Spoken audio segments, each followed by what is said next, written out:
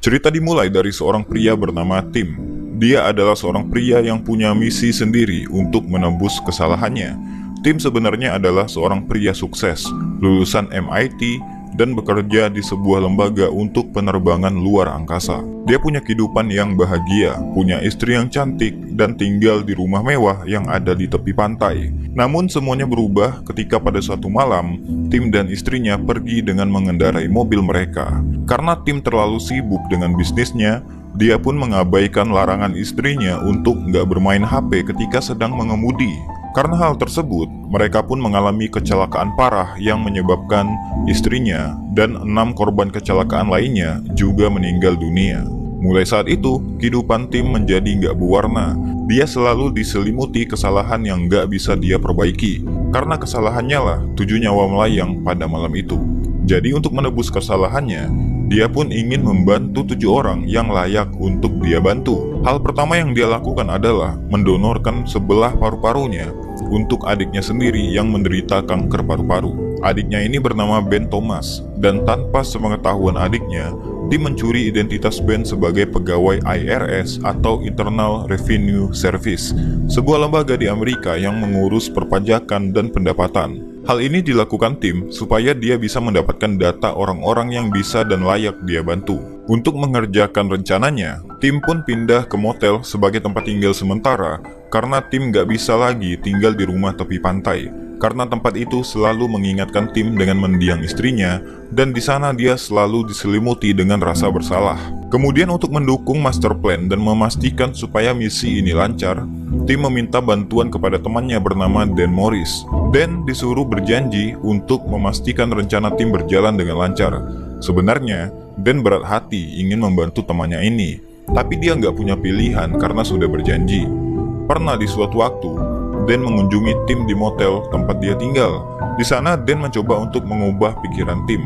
Namun sekeras apapun dia mencoba, Tim memarahinya dan tetap menyuruh Dan untuk fokus sama rencana. Dengan menahan kesedihan, Dan mengatakan kepada Tim untuk jangan khawatir walaupun ini berat baginya. Dan akan memastikan semuanya berjalan sesuai dengan rencana. Pada suatu malam, Tim mulai mencari orang-orang yang bermasalah dengan pajaknya karena masalah dengan pengobatan medis mereka. Pada waktu itu, Tim mendapatkan satu nama, seorang wanita bernama Emily. Berpura-pura sebagai pegawai IRS, Tim pun mendatangi rumah Emily. Namun menurut tetangganya, Emily lagi nggak ada di rumah karena harus menjalani beberapa tes di rumah sakit. Jadi Tim pun langsung pergi ke rumah sakit St. Matthew untuk mencari Emily yang ternyata menderita penyakit gagal jantung. Sesampainya di sana, Tim melihat keadaan Emily yang terbaring lemah di atas tempat tidur. Jadi dia memutuskan untuk datang di lain waktu. Di hari yang lain, Tim kembali datang ke rumah sakit tempat Emily dirawat. Pada siang itu, sebenarnya Tim lagi memperhatikan seorang anak kecil yang terkena kanker. Namun di saat yang bersamaan, Tim bertemu dengan Emily. Karena telanjur ketemu, Tim pun memberitahukan bahwa Emily punya kewajiban yang harus dia bayar kepada negara. Emily nggak bisa bilang apa-apa selain menceritakan nasibnya yang sekarang dipecat dari pekerjaannya. Tim pun nggak mempermasalahkan hal tersebut dan berjanji akan menemui Emily lain kali. Kemudian di lain hari, Tim menunaikan janjinya. Dia datang ke rumah Emily untuk membicarakan tentang pajak yang harus Emily bayar. Dari data yang ada, diketahui bahwa Emily udah nggak ada penghasilan selama 3 bulan terakhir karena dipecat dari pekerjaannya. Kemudian karena kondisi gagal jantungnya yang dia derita sejak kecil, membuat dia nggak panjang umur jika Emily nggak segera mendapatkan donor jantung. Karena hal tersebut, Tim memberikan keringanan buat Emily. Tagihan Emily akan dibekukan selama 6 bulan tanpa tagihan dan tanpa denda sampai pemberitahuan berikutnya. Karena mendapatkan bantuan yang besar dari Tim, Emily pun menanyakan alasannya. Tim berkata bahwa kau layak mendapatkannya. Kemudian, Tim pergi meninggalkan rumah Emily. Di lain cerita, Tim pergi ke rumah sakit yang berbeda, mendatangi seorang pria bernama Stuart yang berprofesi sebagai dokter. Tetap berpura-pura sebagai pegawai IRS, Tim mendatangi Stewart untuk menanyakan tentang pajak yang sebenarnya harus dibayar. Stewart adalah seorang dokter. Membantu seorang dokter dengan penyakit medisnya tentunya akan berpengaruh besar. Jika dokter ini berumur panjang, maka akan banyak pasien yang akan bisa dirawat. Tim pun mulai menginterview.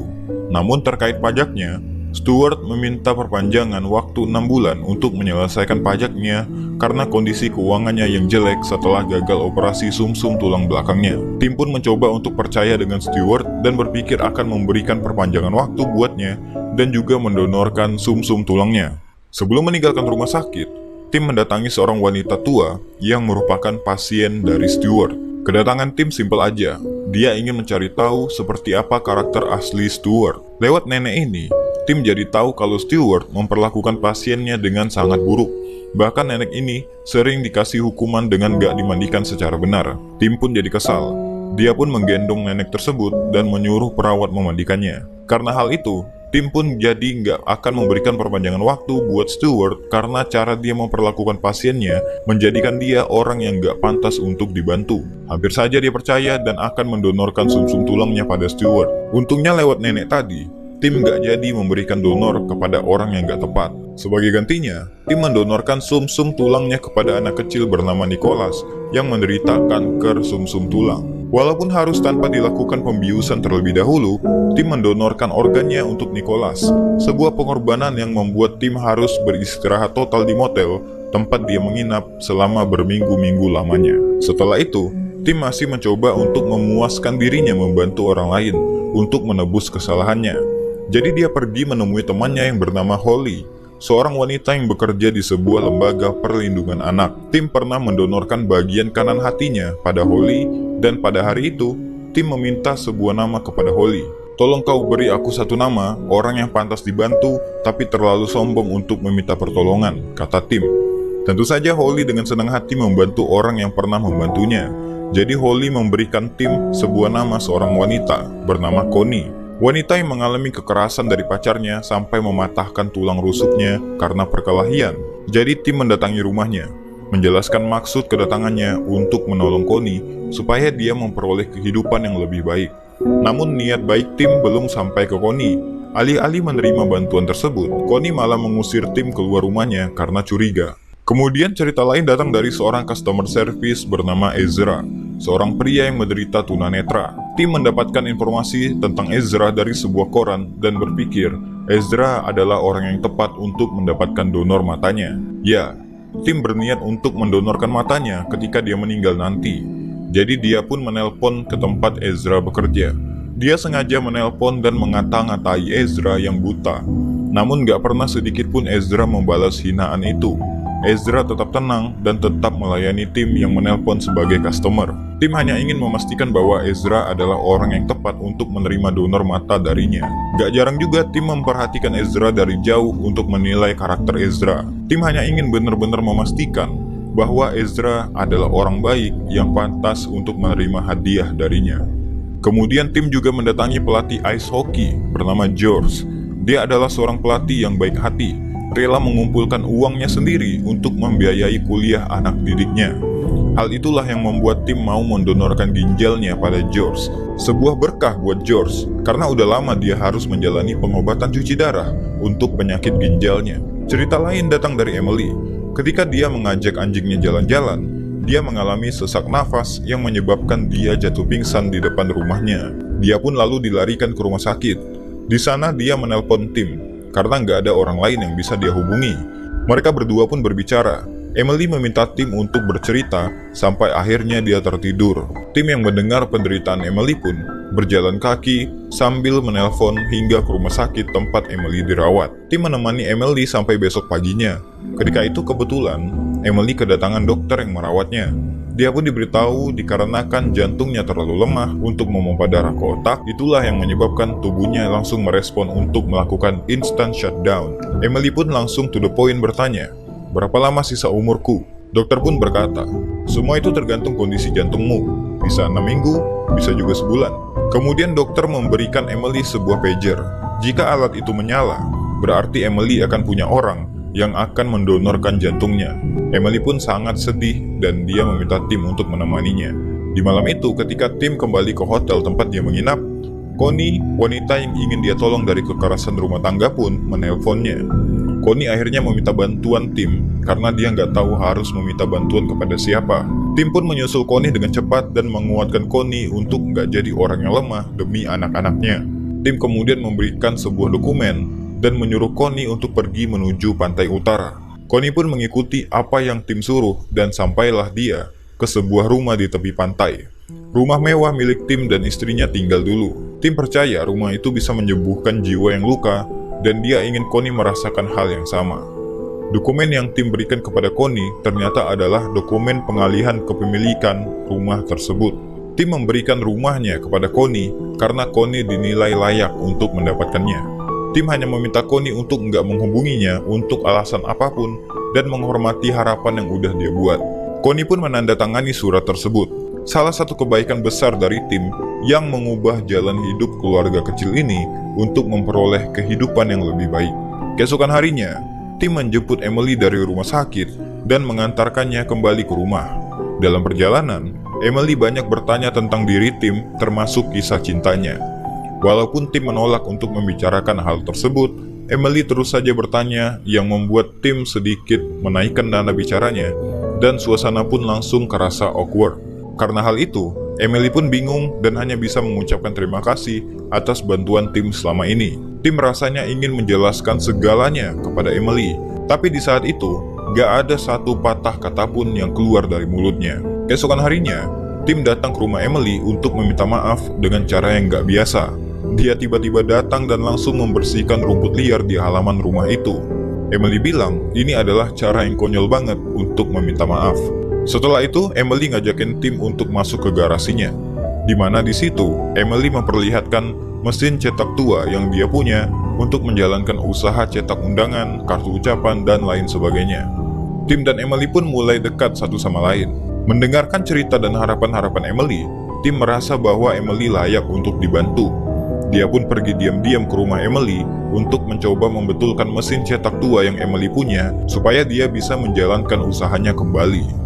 Sampai pada suatu hari, Emily menelpon Tim dan mengajaknya untuk makan malam bersama. Singkat cerita, Tim pun datang ke rumah Emily dan mereka pun makan malam bersama. Kemudian setelahnya, Tim pun memberi kejutan kepada Emily bahwa dia udah membetulkan mesin cetak yang umurnya udah ratusan tahun tersebut. Emily pun gak percaya dengan apa yang udah dia lihat, karena belum ada yang bisa memperbaiki mesin itu. Kemudian, Tim pun teringat dengan hadiah untuk Emily yang tertinggal di mobil. Ketika akan mengambil hadiah itu, Tim pun dilabrak sama adiknya karena Tim gak pernah kasih kabar dan bersembunyi dari adiknya sendiri. Ben juga marah karena Tim udah mencuri identitas dirinya sebagai pegawai IRS karena itu adalah pelanggaran yang berat. Namun Tim gak bisa menceritakan hal tersebut karena semua yang dia lakukan hanya untuk menebus kesalahannya. Malam itu ketika melihat Emily tidur, Tim memutuskan untuk menolong Emily dengan cara mendonorkan jantungnya untuk Emily. Dia pun berlari menuju rumah sakit, menemui dokter untuk menanyakan perihal donor jantung.